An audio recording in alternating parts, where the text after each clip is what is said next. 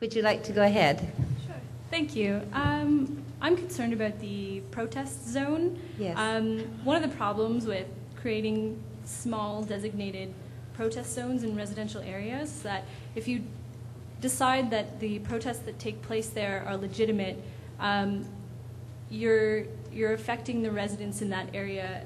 If, let's say, the police get a little overzealous and there's tear gas used on protesters, I worry that that will antagonize residents and literally and metaphorically. I mean, I live on the perimeter of Bellwoods as well, and yes. I just kind of want an assurance that I'm not going to be choked by tear gas when I'm trying to enjoy a nice sunny June afternoon. As I said, I am a neighbor of that park as well. My children play in that park, and you can literally see it from the backyard, almost from the back deck, certainly. And those issues are front and center around my breakfast table this morning as the details became known. We have not had a full disclosure as to how the park was chosen, how it's going to be staged, what the parameters are, and how it's going to be managed. And we will affect that meeting in the neighborhood as quickly as possible to start to deal with these issues. They are significant, and by no means are we sidestepping them tonight. It's just the latest information that's been delivered to the community, and we have to hold a neighborhood meeting in that area. Okay. We'll Thank you, though. Yes. Yes. Hi. I'm going to use this one, actually. Yes, that would be fine. I wondered what. So people don't have to turn around. Was it something you said or did? The phone is so lonely. So I'm going to do two things. One is offer an opportunity to answer some questions for people, and then I have a question of my own.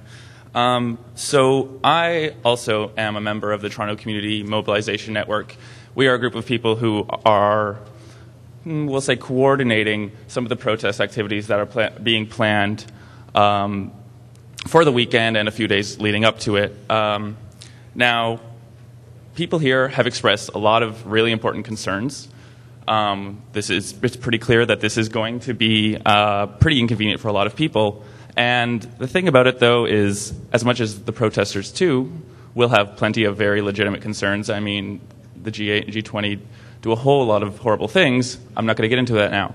I think the important thing that I want to say to everyone here is, as much as this is all going to be a huge inconvenience to everybody, as much as the G8 and G20 represent a really elitist group of crooks, essentially, I want to invite everyone to come to sort of, I guess, look on the bright side of this. And when those protests are happening that weekend, we're doing all we can to try to make them at least as lively and as enjoyable and as fun as possible. And for that reason, I strongly encourage all of you who are going to be really pissed off, sitting, locked out of your houses, locked out of your businesses, to come to the streets with us and at least make use of the time to have a blast. With that said, if you want more information about what exactly is going on, please visit our website. It's g20.mobilize.org. That's g20.mobilize with a z.org. You can see a schedule of the events. As well, I will be hanging out afterwards. So you get to a question. After this, and you can feel free to come up and talk to me. My name's Terrence. Terrence, my question That's good. is, so when all this is happening, what is it, what kind of assurance can I ask, George, can you give me that if the situation happens to occur, God forbid, that the police get a little antsy, some protesters are injured, can you give any guarantee that protesters will be given equal access to medical services? Any person in the city that's injured has the right, and we will do everything in our power to get them to medical assistance. Absolutely. Despite being in a quote-unquote, red zone or yellow zone or whatever zone that you're closing off because of the protests themselves. I can tell you this: 30 years of being a police officer, I'm very proud of the people that go out and they hold people accountable, be it government officials or whatever. I'm also very proud to be a police officer, and I'm also very proud to be a Canadian. And I respect our citizens when they go out and they exercise their democratic rights. And I am there, and I've been there many times, all across the city, protecting those people that are exercising their democratic rights. And I can assure you, as a member of the TPS, that the other members of the TPS will continue to do that. On that note, I have to be a little concerned on your promise to do that because our democratic rights in doing this protest have been greatly infringed by, say, these two gentlemen over here who have been following us and imposing themselves on our meeting despite our request not to have that happen. In fact, they've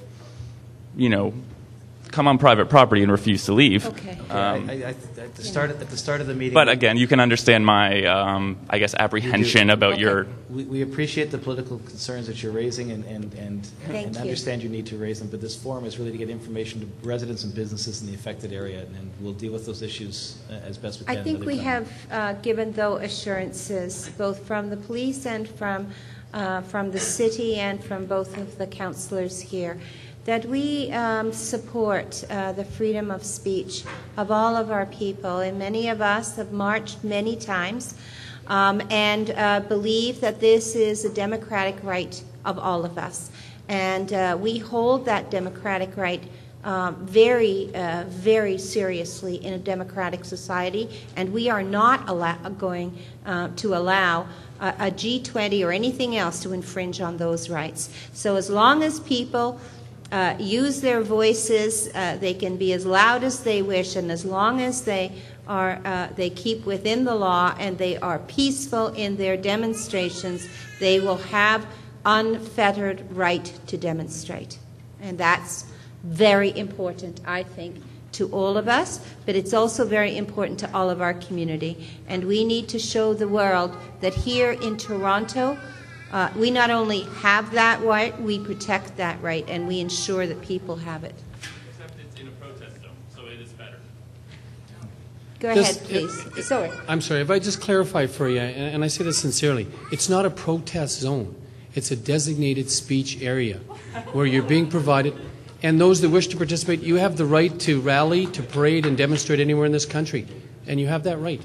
But this is an opportunity where we provide you a direct feed into the summit. That is all. Nothing more, nothing less. And I believe that also quite a number of the parades that are proceeding have been in contact, as they often are, with the police to ensure that their parade and their march can go forward, that we can close the streets appropriately and keep them safe. And that information is moving between the police and the organizations. The OFL, the Canadian Congress of Labour, all of those people have in the past ensured that their protest and their protesters move safely. And I think that that's a very good bridge that we've always had here, and we don't intend to change that. Go ahead, please. Hi. Hi there. We've talked a little bit about possible interruptions to TTC and subway and things like that, but there's a number of folks who live and work in this traffic-controlled area, or whatever it's called, that are perhaps a little bit more challenged in choosing their preferred form of transportation and use Wheel-Trans service.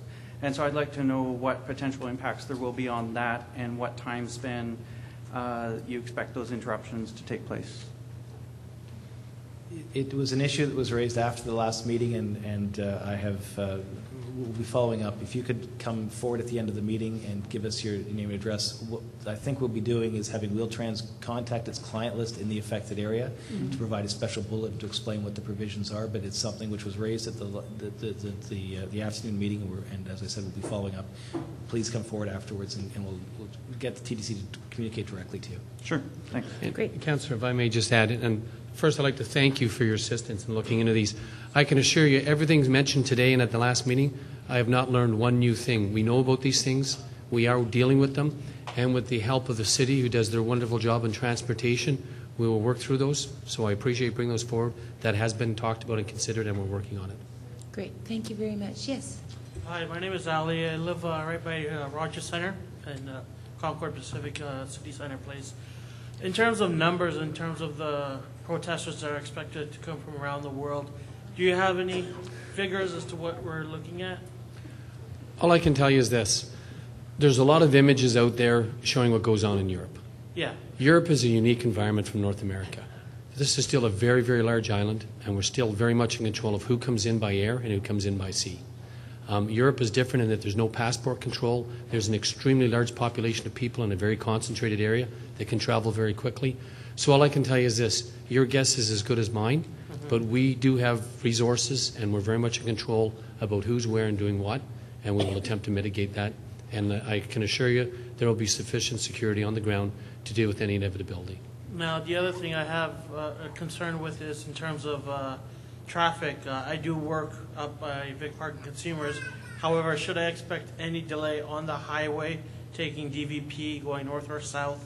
And God forbid, if anything should go out of hand down in the city during the day, coming home, would you guys shut down any of the exit ramps to get into the city for me to prevent myself from getting home? Again, I cannot give you any assurances of what will transpire. That's why we have the Twitter site set up. And you can also listen, like I said, 680 News and all of your other media outlets. That'll be your best format to stay abreast of what's going on. Probably right.